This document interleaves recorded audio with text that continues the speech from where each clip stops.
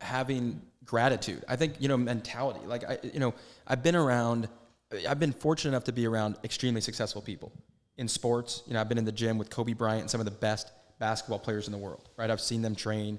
I've seen them talk. I've seen, just their perseverance. Okay. I've been around some of the wealthiest people in the state of Colorado. I mean, 9-10-figure guys, 9-10-figure families in Des Moines, Iowa. Right. And so through those experiences, what has impacted me the most is just their perspective, their work ethic, and their attitude. Right? It's not that they're the most talented people. Anytime you're around people that are really, really successful, what you realize is that they're really normal people that became experts and mastered fundamentals in their craft, right? And so, one of the, interesting metaphors for that, people out there listening, is like to be a professional surfer. What makes them great is they're professional paddlers. They've mastered paddling, which is crazy to me, right?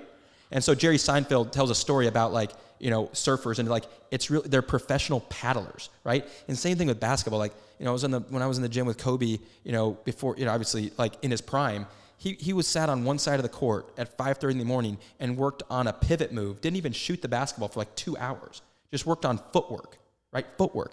And I think that that's true for any business owner as well. Like, they've mastered the fundamentals, right? Of people, of communication, of clarity, of expectations, right? And so, mastering the fundamentals and just their perspective, their attitude.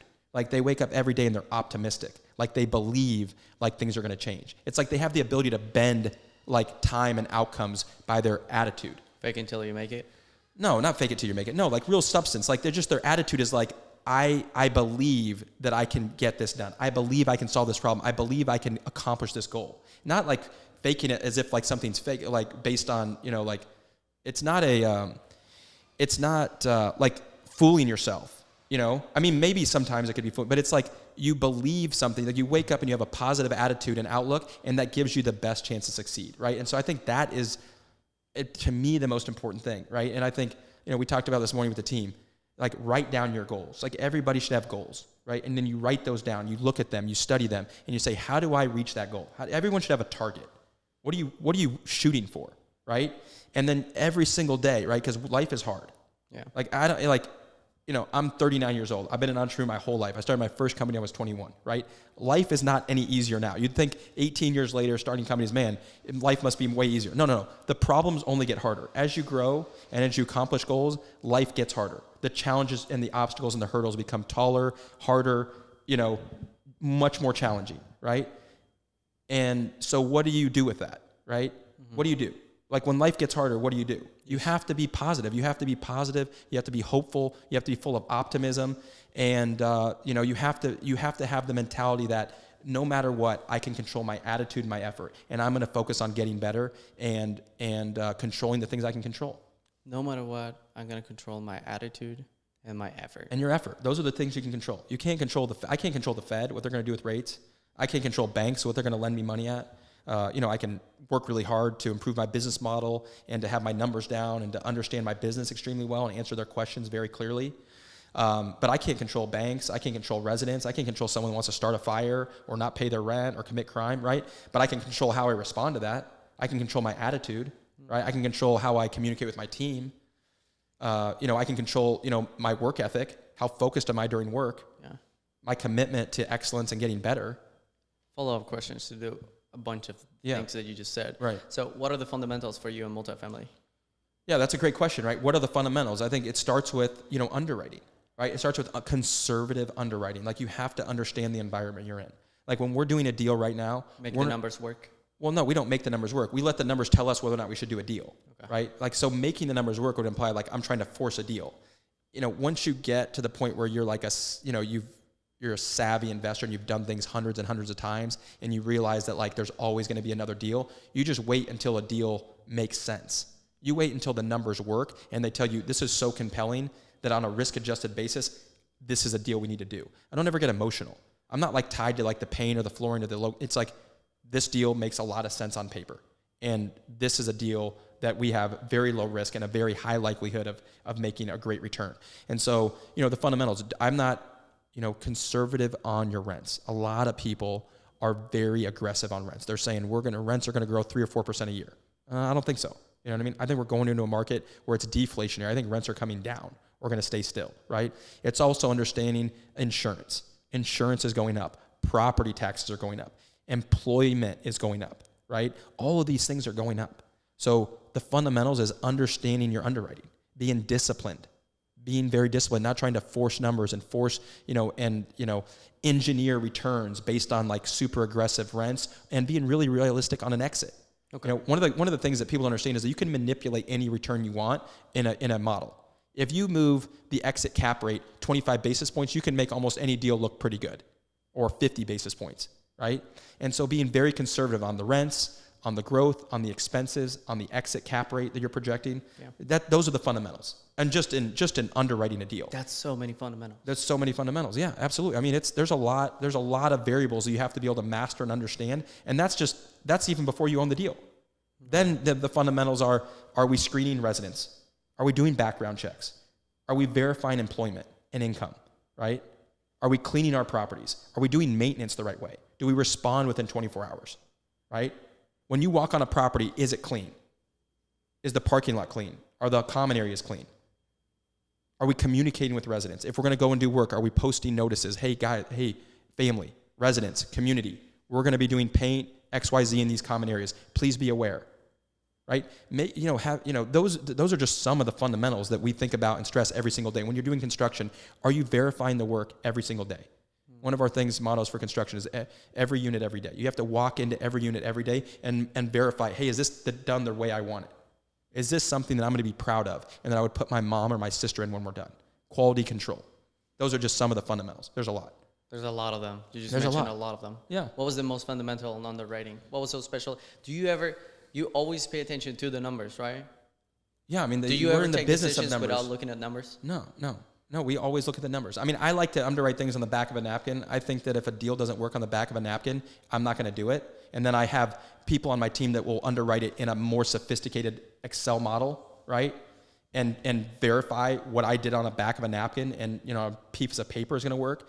But yeah, we triple, quadruple check. And then we have a group of people that are investors that we say, hey guys, here's a deal we like, verify this and tell us what we're missing.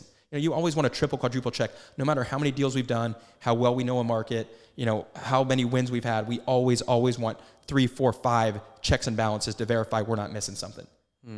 You can never do too much due diligence. How do you add value to people now? How do we add value? So 2 things that we think about in our business is, one of our clients is residents. We want to create the best experience for residents, right? We think affordable housing, things that are affordable, places to live that are affordable, that are safe, clean. Clean to us means like it's new, it feels good, it smells good. When you go in there, you feel relaxed. You can rest and relax, and you can be the best version of yourself in your home, right? To me, that's what we're focused on the resident side, on the property manager side. We want people to have a great place to live and a great experience at an affordable price. We want to give people the best experience at the best price. And that's how we feel like we're able to produce the best risk-adjusted return for our investors, right? And so the next client is our investors, right? And so how do we add value to our investors? We help them make a lot of money without taking a lot of risk. We help them get cash flow every single quarter. We help them get depreciation to offset other income. We help them get appreciation, where every 2 or 3 years, we're hoping to double their money.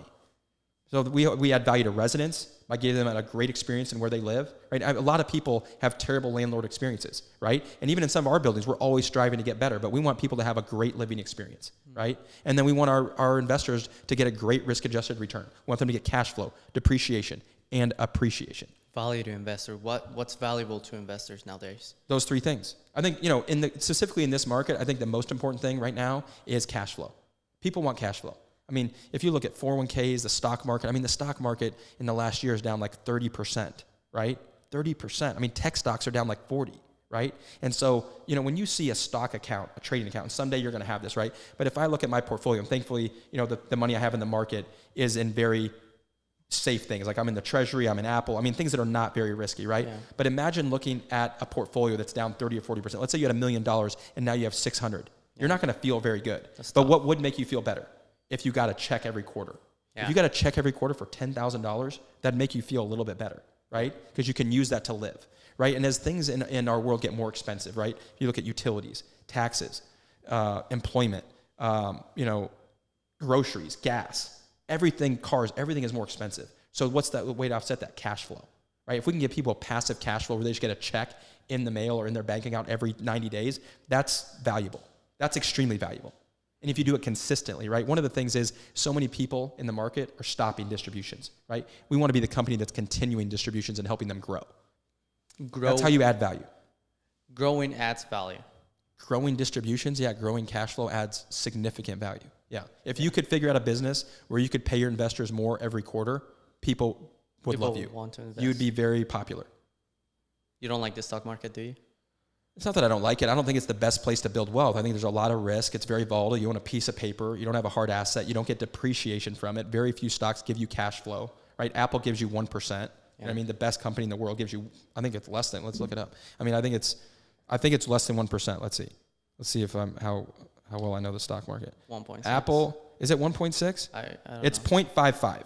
0.55? Apple pays you 0.55 yield, right? 0.55 yield. So that's the best company in the world, pays you 0.55, right? We're trying to pay our people, somewhere between risk adjusted, projected 6 to 8% a year on a stabilized deal, 6 to 8%, right? And then we want to double their money every 36 months. So to me, that's value. Yeah, 100%. You're doubling the money. I hope so, yeah. That's our goal. That's our goal. We don't go into a deal unless we think we can do that. You make it seem like it's easy, but it's definitely not easy.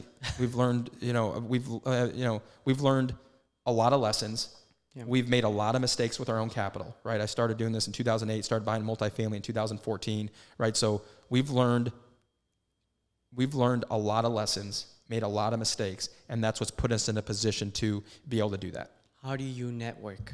How do I network? Yeah, how do you network? What's so special? Because right now you're telling me that you're hanging out with these people that are like above some other level, right? How do you add value to those people?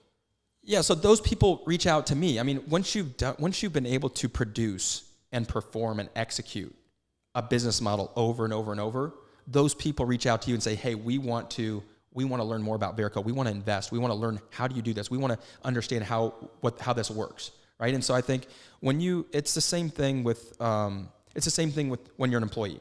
If you do a really good job for your direct manager, you get promoted. Pretty soon the owner of the company is like, "I want to get to know you." You know what I mean? You've done such a great job for these other people and these other managers. I want to know you. I want you to report directly to me, right? But it starts with the fundamentals. You show up on time. You do what you say. You perform over and over every single day. You do the boring things you do really, really well, and you master those. And then pretty soon, the table you're sitting at looks much different, and the people you're interacting with look much different, right? Because you've been able to perform over a consistent period of time, and that puts you in a different circle, because people want to interact with you. They want to be a part of it. They want you to help them reach their goals and dreams. In the meantime, how somebody my age could add value to you?